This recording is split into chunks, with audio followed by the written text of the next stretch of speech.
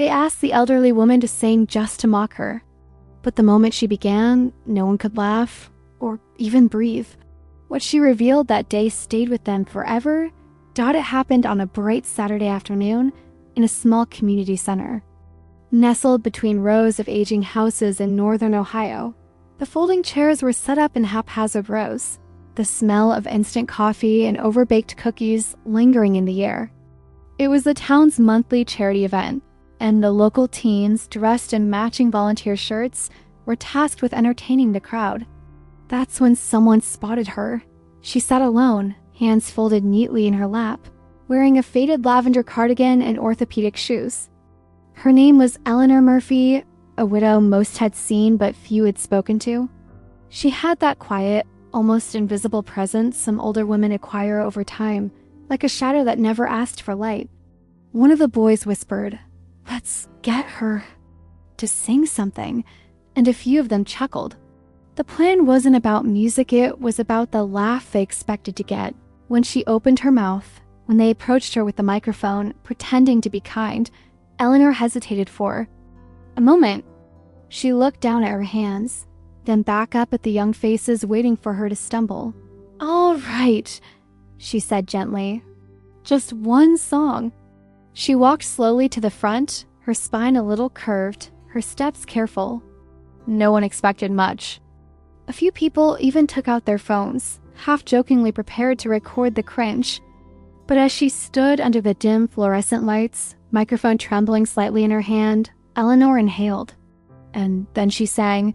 The first note hung in the air like a bell, rich, clear, and impossibly haunting. Conversations died mid-sentence. A woman near the back dropped her plastic cup. By the time Eleanor reached the chorus, the room was completely still. And as the final verse unfolded, the truth hidden in her voice began to surface. Something no one in that room was ready for. My name is Eleanor Murphy. And by the time I turned 76, most people had stopped asking me questions.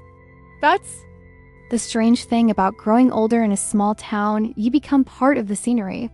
Familiar but forgotten. I live in a modest single-story home on the edge of Maplewood, Ohio. The shutters are peeling and the rose bush my late husband planted have overgrown their boundaries, much like the grief I've quietly nurtured over the past 10 years. Every morning, I sit by the window with a lukewarm cup of coffee, listening to the neighborhood dogs bark and the school bus groan down the street. My husband, Thomas, died of a heart attack in his sleep. That was 9 years, 6 months, and 13 days ago, not that anyone's counting. We had one daughter, Grace. She lives in Los Angeles now, sends postcards when she remembers. After Thomas passed, Grace begged me to move west, but I couldn't leave this house. Too many ghosts. Too much silence that felt like home. People in town know me by name, but not much else. I show up at church on Sundays, buy my groceries early, in the morning to avoid crowds, and volunteer at the library on Thursdays. No one knows that I used to sing. Not like karaoke at a diner or humming in the kitchen. I mean really sing. Back in the late 70s, I performed with a jazz trio in Smoky. Lounges along the Great Lakes circuit. I had a voice once, a reputation even, but life has a way of folding in on itself. After Grace got sick when she was only 9, I quit music cold. The hospital visits, the long nights, the prayers, it all left little room for dreams. Thankfully, she survived. But something in me didn't so when those teenagers came up to me last weekend, smiling too wide, asking me to sing at the community event, I thought maybe, just maybe, they saw something I forgot I had. I didn't realize then that I was the punchline of their joke. Still, I said yes. And as I walked toward the front of that stuffy community hall, something stirred inside me like an old piano being tuned after years of silence. What they didn't know, and what I almost forgot, was that once, under a different name, my voice had moved people to tears. They thought they were getting a laugh, but they were about to hear something that would change all of us. It started with lemonade and fake politeness. The community event was halfway through raffles drawn, bingo cards called, and a few painfully awkward skits by local teens performed. I was sitting near the back, nursing a paper cup of lukewarm lemonade, watching as the volunteers scrambled to keep the older crowd entertained. That's when I noticed them glancing my way. A group of high schoolers huddled near the snack table, whispering. I recognized one of them, Michael. I think his name was. He was the only one who occasionally held doors open for people. The others I didn't know. They were the kind of kids who talked with their phones out and made jokes only half whispered. Then, Michael broke from the pack and walked toward me, trying to look casual. Hi, ma'am, he said. His voice cracked slightly. We were wondering if you'd like to sing something for the talent portion. I blinked. Me? He nodded, smiling like it was a sweet gesture. But behind him, I saw one of the girls covering her mouth, stifling. A laugh. Another boy whispered something, and they all giggled. I could have said no.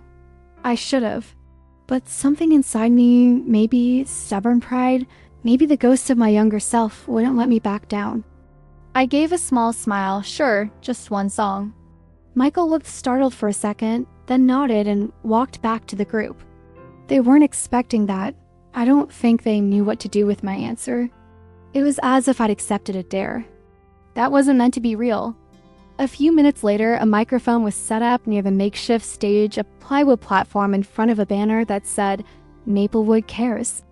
As I stood, my knees protested. So did the tiny voice in my head reminding me how long it had been. But another voice clearer, stronger said, let them laugh. They won't for long. I didn't rehearse. I didn't even know which song I'd sing until I reached the mic. Then, without thinking, I whispered the title under my breath. Cry Me a River, Julie London's version. A song I used to perform with Tom standing just a few feet away on upright bass. I gripped the microphone, trying to keep my hand from shaking. I couldn't see the audience clearly the overhead. Lights were too bright, but I felt them. Their skepticism, their smirks, their expectations, and I felt something else too. A slow, rising tide of something I thought I'd buried years ago. As the backing track began and the first soft notes filled the air, I closed my eyes. I wasn't in Maplewood anymore. I was back in a smoky jazz bar in Detroit, 1978, wearing red lipstick and velvet. And for the first time in decades, I let her out the woman I used to be. The first few piano notes trickled through the room like warm rain, gentle, nostalgic, oddly familiar. I hadn't heard that version of Cry Me a River in years. But the melody had lived inside me, tucked beneath layers of dust and memory. I gripped the microphone with both hands. My voice trembled on the first line, not from fear, but from restraint. I wasn't sure how much I could still give. But once I let go, the years between then and now seemed to dissolve like sugar and tea. I sang not as the old woman they expected, but as the girl I once was. Eleanor Fields, stage name only, the daughter of a coal worker from Pennsylvania who'd moved to Cleveland at 19 chasing jazz, dreams, and ended up singing to cigarette smoke and broken promises. Thomas had found me in one of those bars. He wasn't handsome, not in a conventional way, but he was kind. He clapped longer than anyone that night. And after the show, he introduced himself with a trembling hand and said, I think your voice just slowed my heart. He became my anchor, my biggest audience, the man who kissed my fingers before every performance and reminded me, they don't deserve that voice, Ellie, but sing anyway. As I sang that afternoon, memories of him hovered in the background like a harmony only I could hear. Every syllable carried pieces of us, our late-night dances in the kitchen, the lullabies we sang to Grace in her hospital bed, the nights I cried into his shoulder after walking away from the stage for good. I could feel the room shifting too. The chatter had stopped.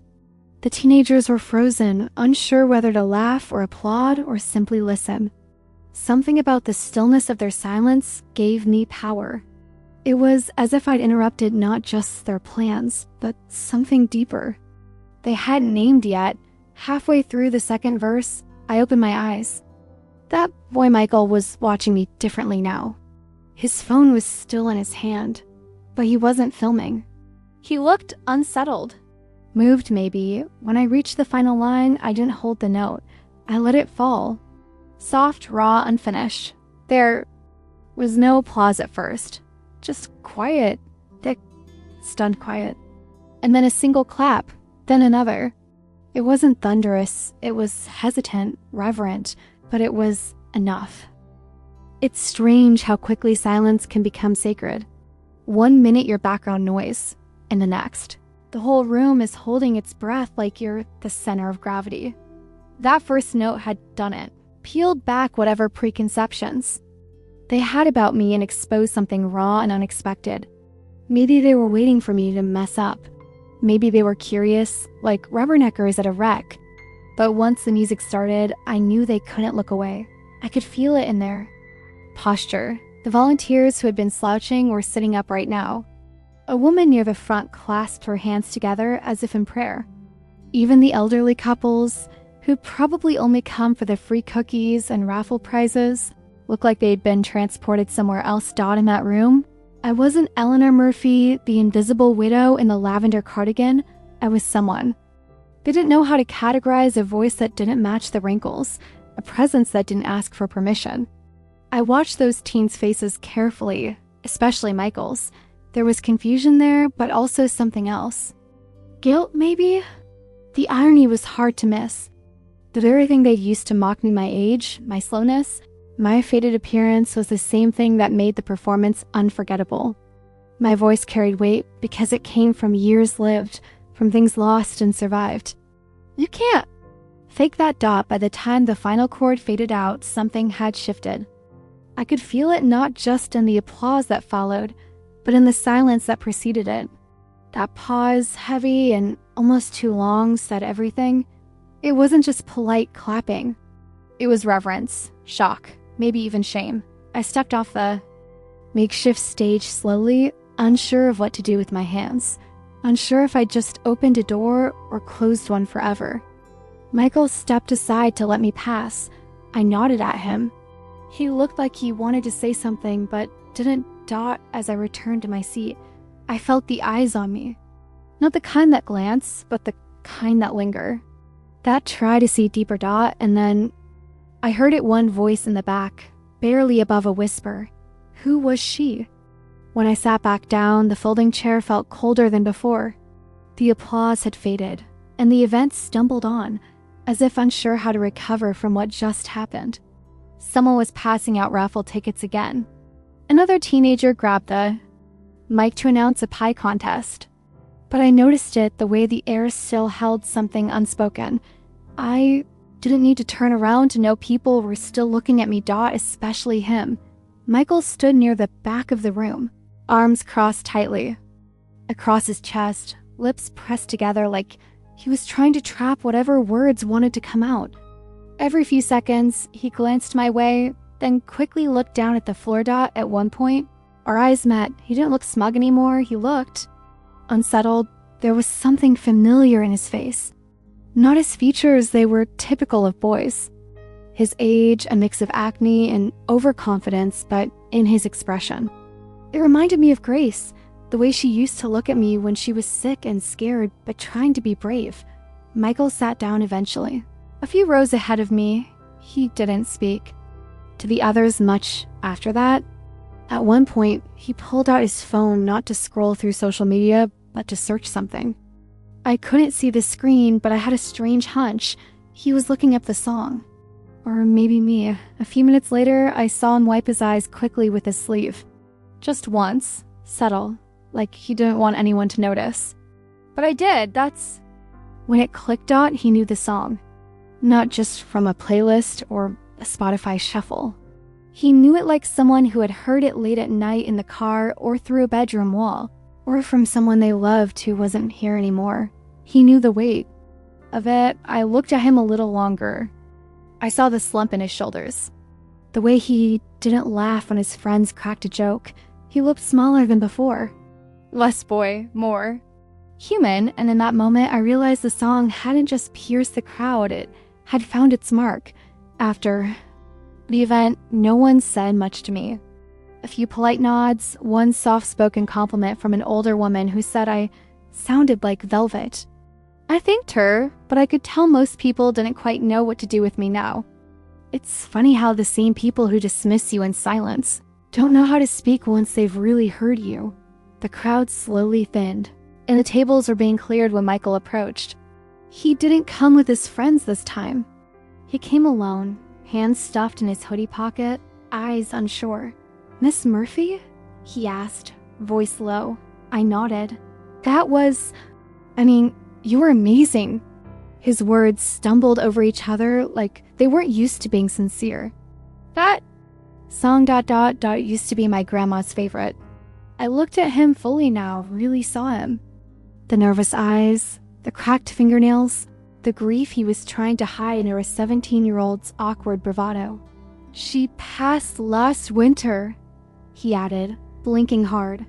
I hadn't heard it since. I nodded slowly. "She had good taste." He smiled, but only barely. "I'm sorry ... about before. About how I..." "You don't have to finish that sentence," I said gently. "I know."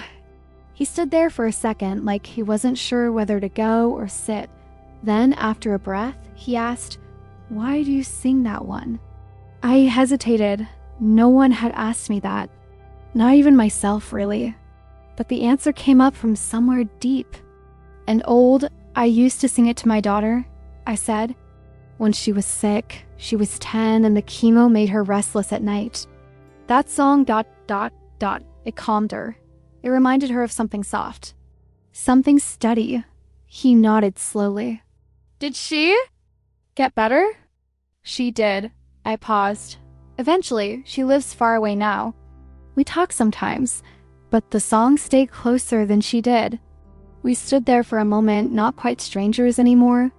Just two people trying to make sense of what music can unearth. When it finds the right ears, Michael looked at the stage, now empty and quiet. "You should sing again, not just here."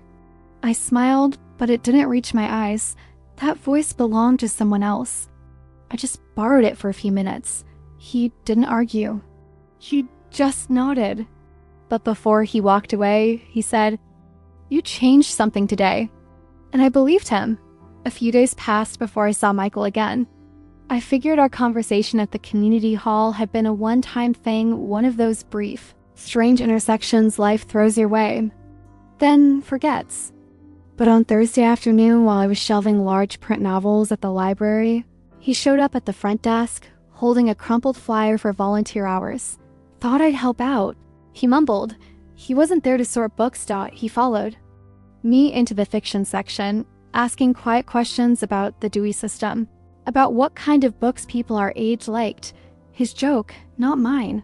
I knew he was circling something deeper. So I let him. It took about 20 minutes of shelving before he finally asked it. "Were you, famous or something?" I laughed, a real one. "That's a stretch. But I did sing professionally, once." He looked at me with wide eyes, like I just told him I was secretly royalty. "I found some old articles," he admitted. "There's this black and white photo. You're wearing a sparkly dress, and there's a guy behind you playing a bass." "That was Thomas," I said softly. "My husband. We had a jazz trio for a few years. Played Detroit, Chicago sometimes. Buffalo, nothing big. Nothing permanent." "You had a whole other life," he said, mostly to himself. I nodded. "Most of us do. We just stop telling the stories when we think no one's listening." We sat down on one of the beanbag chairs meant for kids, surrounded by colorful shelves and laminated bookmarks. I told him more than I thought I would, that I used to go by Eleanor Fields on stage, that I recorded 2 demo tapes, that one of our songs got played once on late night radio in Cleveland. I told him how it all ended when Grace got sick. That's when Thomas sold the bass and I packed away the microphone for good. Michael listened like it was sacred history. "I don't get it," he said finally. "How can someone like you just disappear?" I thought about that for a long second. Because sometimes surviving means going quiet for a while. Doesn't mean the music's gone, it's just waiting. He pulled something from his backpack. A small portable speaker. He queued up a track running, crackling, but unmistakable. It was me, my voice from a lifetime ago. "I found this on YouTube," he said, grinning. "Some guy uploaded it from a vinyl rip." "You sound unreal." I closed my eyes. I remembered the night that recording was made red lights, sweating under stage makeup, Thomas nodding at me from across the mic stand like we had a secret the world wasn't ready for. That voice wasn't just mine. It was who I used to be. And suddenly, sitting there with a teenager who barely knew what jazz was, I felt her again, still inside me, still alive. From that afternoon on, Michael started showing up at the library every Thursday. Not always to volunteer sometimes, just to sit and talk. He brought questions about music, about life in the 70s, about how I knew when a song was finished. And ready to be shared. I didn't have all the answers, but I told him what I knew. That good music isn't perfect, it's honest. That the notes you leave out matter just as much as the ones you hit. That timing isn't just about rhythm, it's about feeling when the moment is right. He started bringing his guitar. Not to show off he was still learning, but to try. I'd hum a melody and he'd try to match it. He was clumsy at first, but earnest. There's something beautiful in watching someone care deeply about something they're not good at yet. One Thursday, he stayed late long after the library had closed. We were in the back room, sipping bad vending machine cocoa, when he finally told me about his mom. She left when I was 12, he said. Just packed up. She said she needed a different life. Left a note. I haven't seen her since. I listened, didn't interrupt. Just let the silence sit with him. I think that's why this song hits so hard, he said. My grandma, she raised me after that. She used to sing while she cooked. That exact song, actually. Her voice wasn't good, not like yours, but it was warm, safe. She sounds like someone worth remembering, I said. She was, he replied. That's why I wanted to talk to you. You reminded me of her. Not just the singing. The way you carry pain like it's a coat you've had forever. Heavy, but yours. That one landed deep. I didn't respond right away. Instead, I reached into my bag and pulled out a photo. It was wrinkled and slightly faded me and Thomas at a club in Cincinnati. Arm in arm, both smiling with that reckless confidence people only have in their 20s. Here, I said. Take it. He looked at me like I'd handed him something sacred. You sure? Consider it a trade? I said. For reminding me I'm still more than my years. We never called it mentorship, but that's what it became. He helped me digitize my old tapes.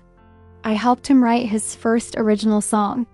And slowly, between verses and memories, we built something rare, a bridge across generations, stitched together by music and grief. He didn't feel like a boy anymore. And I didn't feel quite so invisible. Winter came early that year. I remember the frost creeping across my bedroom window, the scent of cinnamon in the air from the candle Grace had mailed me, and the ache in my knees that warned me of storms. Long before the forecast, did Michael still came by, though less frequently college applications had taken over his world. But he called, and every time he did, he ended the conversation the same way. Don't forget, I owe you a duet. I told him we had time. Turns out we didn't doubt it was a neighbor who found me. Peaceful, they said. Sitting in my favorite chair, still in my robe, tea gone cold on the side table. Heart failure, quiet, kind even. The way I always hoped it would happen. I wasn't there to see his face when he found out. But I imagine it crumpled, like the lyrics of the song we never got to sing together. Michael insisted on organizing something, a tribute he called it. He borrowed the community hall. The same one where they first handed me the mic like a punchline.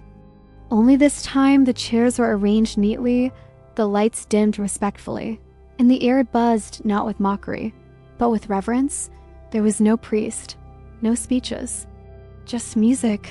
He stood up on that tiny stage, taller now, more sure of himself. His guitar was strapped across his chest, and his voice still a little rough around the edges carried, the song like it had been carved into him. He sang Cry Me a River, slower than I did. Different in tone, but not in truth. The room was full, and yet the silence between the notes was what held the most weight. When he finished, he didn't say anything. He just looked up at the rafters, at the air, and whispered, "Thank you." They said people talked about it for weeks. That some of the kids who laughed at first day came back and sat quietly, unable to explain why it mattered. That an old woman who lived down the street cried the whole way home, though she didn't know me well, but music doesn't care about closeness. It reaches anyway, and if someone were to ask now, who was she? Maybe the answer wouldn't be just some old woman who surprised a crowd. Maybe they'd say she left something behind, a note that never quite stopped echoing. If you've made it this far, it means this story touched you in some way. So don't leave without subscribing. It really helps the channel and keeps me motivated to share more stories like this. And tell me in the comments, where are you watching from? And which part of this story moved you the most?